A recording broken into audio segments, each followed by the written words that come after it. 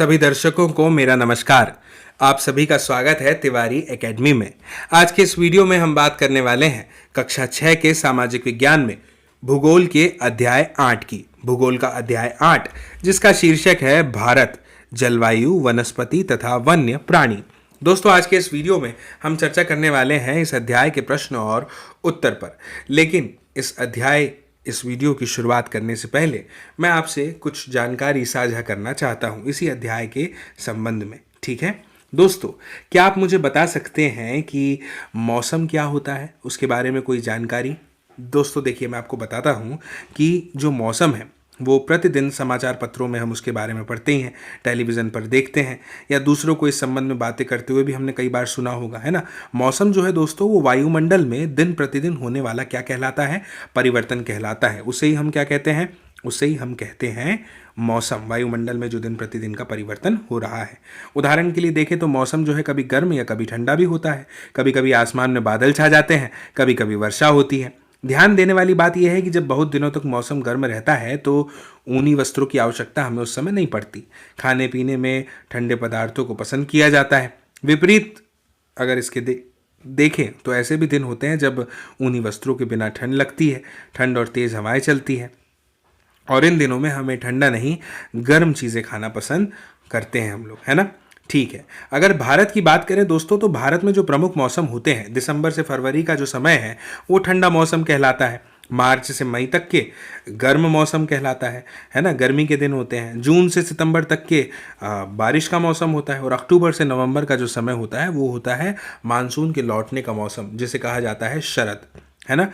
दोस्तों, आपने शीत ऋतु के बारे में सुना है? शीत ऋतु दोस्तों, जो शीत ऋतु है, अगर मैं इसके बारे में आपको बताऊं तो ठंडे मौसम में सूर्य की सीधी किरणें नहीं पड़ती, जिसके परिणाम स्वरूप उत्तर भारत का जो तापमान है वो कम हो जाता है। यही कहलाती है शीत ऋतु। इसके बाद में आपने ज़रूर सुना होगा ग्रीष्म ऋतु के बारे में, है ना। दोस्तों, इस अध्याय पर एक विस्तृत वीडियो सरल भाषा में हमने बना करके हमारे चैनल की प्लेलिस्ट पर अपलोड कर दिया है। अगर आपने अब तक वह वीडियो नहीं देखा है तो मेरी आपसे गुजारिश है कि एक बार आप हमारे चैनल की प्लेलिस्ट पर जाकर उस वीडियो को ज़रूर देखें। फिलहाल हम बात कर रहे थे ग्रीष्म ऋतु की। तो गर्मी के मौसम में दोस्तों सूर्य की किरणें जो है वो अधिकतर सीधी पड़ती हैं, तापमान बहुत अधिक हो जाता है। दिन के समय गर्म और शुष्क पवन बहती है, जिसे क्या कहा जाता है? आप जानते हैं, लू कहा जाता है ना।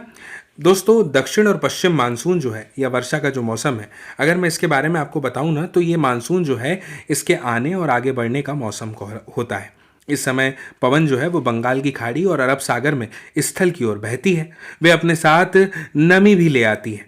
जब ये पवन पहाड़ों से टकराती है तब वर्षा होती है ना।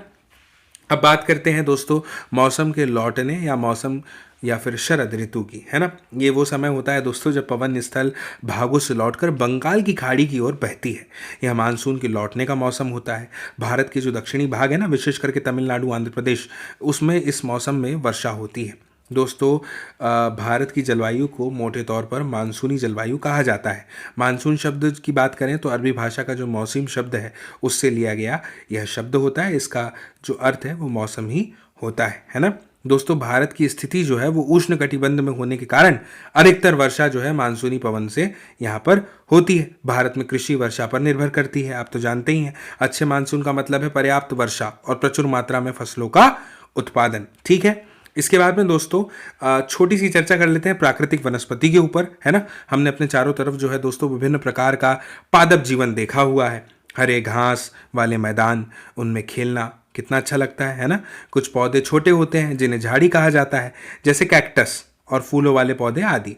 इससे अतिरिक्त बहुत से लंबे वृक्ष होते हैं। इनमें से कुछ में बहुत शाखाएं और पत्तियां होती हैं, जैसे नीम, आम। तो कुछ वृक्ष दोस्तों ऐसे भी होते हैं जिनमें पत्तियों की मात्रा बहुत कम होती है, जैसे कि नारियल। घास, झाड़ियां, पौधे जो बिना मनुष्य की सहायता के उपजते हैं उन्हें प्राकृतिक वनस्पति कहा जाता है। ठीक है ना दोस्तों, अलग अलग जलवायु में अलग अलग प्रकार की प्राकृतिक वनस्पतियां पाई जाती हैं। इनमें वर्षा की मात्रा जो है वो सबसे ज़्यादा महत्वपूर्ण होती है।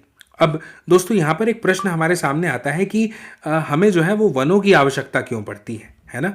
वनों की आवश्यकता हमें आखिर क्यों है? ये तो हम जानते ही हैं ना कि वन हमारे लिए बहुत ही लाभदायक है। ये विभिन्न कार्य करते हैं। पेड़ पौधे ऑक्सीजन छोड़ते हैं जिसे हम सांस के रूप में लेते हैं। कार्बन डाइऑक्साइड को ग्रहण करते हैं। पेड़ पौधे की जड़ें मिट्टी को बांध कर रखती हैं और इस प्रकार वे मिट्टी के अपरदन को क्या करती हैं, रोकती हैं। वनों से हमें ईंधन, लकड़ी, चारा, जड़ी बूटियां, लाख, शहद, गोंद ये सब प्राप्त होता है ना। वन जीवों के प्राकृतिक निवास भी वन कहलाते हैं और पेड़ों की अंधाधुंध कटाई के कारण भारी मात्रा में प्राकृतिक वनस्पतियां समाप्त हो गई हैं, ये एक अलग बात है ना दोस्तों। ये छोटी सी चर्चा मैंने आपसे इसलिए कर ली क्योंकि ये चर्चा के बाद जब हम इन प्रश्नों और उत्तर पर चर्चा करेंगे ना तो ये अच्छे से आपको गहराई से समझ में आएंगे। चलिए अब चर्चा करते हैं। सबसे पहले बात करते हैं प्रश्न क्रमांक 1 की। क्या दिया हुआ है प्रश्न क्रमांक 1 में हमें? प्रश्न क्रमांक 1 में दोस्तों हमें दिया हुआ है कि निम्नलिखित प्रश्नों के उत्तर हमें संक्षेप में देने हैं। इसका जो पहला प्रश्न है उसमें लिखा गया है कि कौन सी पवन भारत में वर्षा लाती है और यह इतनी महत्वपूर्ण क्यों है? चलिए सबसे पहले देखते हैं कि इसका उत्तर सटीक ढंग से किस तरह से लिखा जा सकता है। भारत में अधिकतर वर्षा मानसून के कारण से होती है। मानसूनी हवाएं बंगाल की खाड़ी और अरब सागर से स्थल की ओर बहती है। ये लाइन आप याद रखिएगा कि कहाँ से बह रही है, बंगाल की खाड़ी और अरब सागर से। कहाँ की ओर बह रही है, स्थल की ओर बहती है। वे अपने साथ क्या लेकर के आती हैं दोस्तों? वे अपने साथ लेकर के आती हैं नमी यानी आर्द्रता। जब ये पवन पहाड़ों से टकराती है तब होती है क्या, वर्षा। भारत में दोस्तों कृषि जो है ना ये सामान्य तौर पर वर्षा पर ही निर्भर होती है। अच्छे मानसून का मतलब होता है पर्याप्त वर्षा, प्रचुर मात्रा में फसलों का उत्पादन। ठीक है, अब बात करते हैं दूसरे प्रश्न की। क्या है? भारत के विभिन्न मौसमों के हमें यहाँ पर नाम लिखने हैं। कौन कौन से हैं देखते हैं। इसका उत्तर बिंदुवार दिया है। भारत के विभिन्न मौसम हैं। दिसंबर से फरवरी तक का जो समय है वो ठंडा मौसम कहलाता है सर्दियों का मौसम। आपको कौन सा मौसम पसंद है? कमेंट बॉक्स में कमेंट करके ज़रूर बताइएगा। फिर मार्च से मई तक का समय आता है, वो कहलाता है गर्म मौसम यानी गर्मियों के दिन, छुट्टियों के दिन, है ना। फिर इसके बाद में जून से सितंबर तक का जो समय है दोस्तों वो कहलाता है दक्षिण पश्चिम मानसून का मौसम। इसे हम कहते हैं बारिश का मौसम यानी वर्षा का मौसम। इसके बाद में अक्टूबर और नवंबर में मानसून के लौटने का मौसम आता है, ये कहलाता है शरद ऋतु का मौसम। ठीक है, मुझे उम्मीद है कि आपको ये चारों चीज़ें समझ में आ गई होगी। अब बात करते हैं तीसरे प्रश्न की। क्या है तीसरा प्रश्न? प्राकृतिक वनस्पति क्या है? इस पर चर्चा करते हैं दोस्तों। घास, झाड़ियाँ तथा पौधे जो बिना मनुष्य की सहायता के उपजते हैं उन्हें ही हम कहते हैं प्राकृतिक वनस्पति। ठीक है, मुझे उम्मीद है कि आपको ये बात समझ में आ गई होगी। इसलिए अब हम बात करते हैं प्रश्न क्रमांक 1 के बाद प्रश्न क्रमांक 2 की। क्या है प्रश्न क्रमांक 2?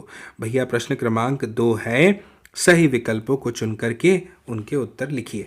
ठीक है, सबसे पहला, विश्व में सबसे अधिक वर्षा वाला क्षेत्र कौन सा है? क्या वो मुंबई है, क्या वो आसनसोल है, या फिर वो मासिन राम है? हम जानते हैं, हमने अध्याय पढ़ा है कि इसका सही जवाब ग यानी मासिन राम है। ठीक है, दूसरे प्रश्न पर आते हैं। क्या है दूसरा प्रश्न? जंगली बकरी तथा हिम तेंदुए कहाँ पाए जाते हैं? क्या वो हिमालय के क्षेत्र में पाए जाते हैं, क्या वो प्रायद्वीपीय क्षेत्र में पाए जाते हैं, या क्या वो पाए जाते हैं गिरवन में? तो इसका सही जवाब क्या है? हिमालय क्षेत्र, जहाँ पर जंगली बकरी और हिम तेंदुए पाए जाते हैं। फिर आ जाते हैं तीसरे प्रश्न पर। क्या है तीसरा प्रश्न? दक्षिण पश्चिम मानसून के समय आर्द्र पवनें कहाँ बहती हैं? स्थल से समुद्र की ओर बहती हैं, समुद्र से स्थल की ओर बहती हैं, या पठार से मैदान की ओर बहती हैं? तो इसका सही जवाब है समुद्र से स्थल की ओर बहती यानी कि ख विकल्प। अब आ जाते हैं प्रश्न क्रमांक 3 पर। क्या है प्रश्न क्रमांक 3? खाली स्थानों की पूर्ति हमें यहाँ पर करनी है। पहला, गर्मी में दिन के समय शुष्क तथा गर्म पवनें चलती है जिन्हें खाली स्थान कहा जाता है। क्या कहा जाता है दोस्तों? इन्हें कहा जाता है लू। गर्मी में दिन के समय शुष्क और गर्म पवनें चलती है जिन्हें लू कहा जाता है। फिर दूसरा प्रश्न। क्या है दूसरा प्रश्न? आंध्र प्रदेश और तमिलनाडु में खालिस्तान के मौसम में बहुत अधिक मात्रा में क्या होती है? वर्षा होती है। दोस्तों, आंध्र प्रदेश और तमिलनाडु में मानसून के लौटने यानी शरद ऋतु के मौसम में बहुत अधिक मात्रा में क्या होती है? वर्षा होती है। तो मानसून इसका सही जवाब है। फिर तीसरा प्रश्न क्या दिया हुआ है? गुजरात के खालिस्तान वन और खालिस्तान का निवास है। दोस्तों, गुजरात के गिर वन में एशियाई शेरों का निवास है। ठीक है, मुझे उम्मीद है दोस्तों कि इस अध्याय के प्रश्न और उत्तर जिन पर अभी हमने चर्चा करी ये आपको ज़रूर समझ में आए होंगे। दोस्तों, इस वीडियो का उद्देश्य मात्र इतना है कि इस अध्याय में पूछे गए हर प्रश्न का उत्तर देने में आप सक्षम हो जाएं, है ना। और मात्र एक बार के रिवीजन से ये प्रश्नों के उत्तर आपको कंठस्थ हो जाए ये वीडियो को देखने के बाद। इस अध्याय पर एक विस्तृत वीडियो सरल भाषा में बना करके हमने अपने चैनल पर अपलोड कर दिया है।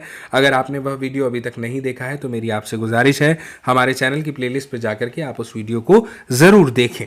दोस्तों, यह वीडियो अगर आपको पसंद आया हो, ये जानकारी अगर आपको पसंद आई हो, तो आपसे उम्मीद है, मेरी अपेक्षा है कि आप ज़रूर इस वीडियो के लिंक को शेयर करें, साझा करें अपने दोस्तों, मित्रों, साथियों, सहपाठियों और परिजनों के साथ में, ताकि वे लोग भी देख पाएँ, समझ पाएँ इस वीडियो को और इस जानकारी को। आपसे फिर जल्द ही मुलाकात होगी अगले वीडियो, अगली जानकारी के साथ में।